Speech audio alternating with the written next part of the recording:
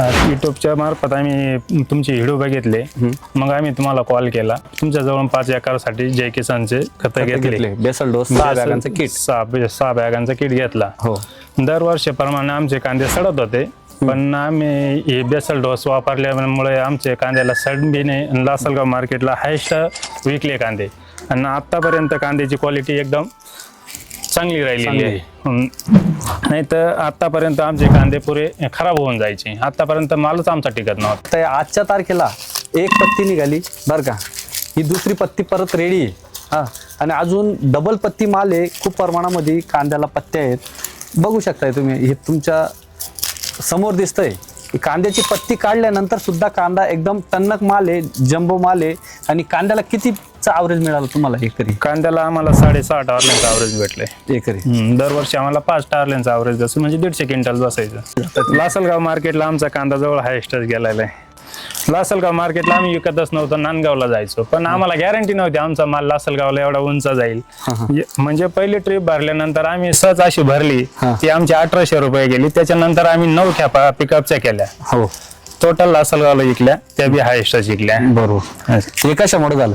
हे जे किसान खताच्या बेसल डोस मुळे झाले. आणि आमच्या गावात आता माझ्या बरोबरच 2-3 पिकअप डेली राहतात. त्यांचा माझा जवळ 400 ते 500 रुपयाचा डिफरंट पडत गेला लासलगावला.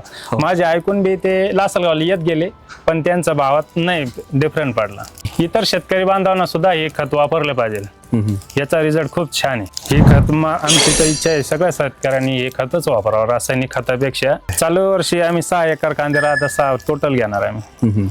आता लाल कांद्याला सुद्धा 4 एकरसाठी बेसल डोस साठी घेतलंय आम्ही. अजून माल 200 क्विंटलच्या आसपास शिल्लक आहे आमचा.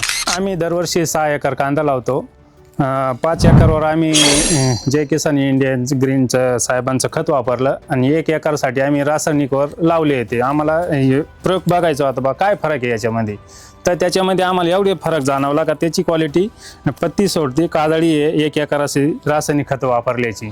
हा तो कांदा आहे आणि रासायनिकवरचा हा कांदा आहे. त्याची क्वालिटी अशी झाली.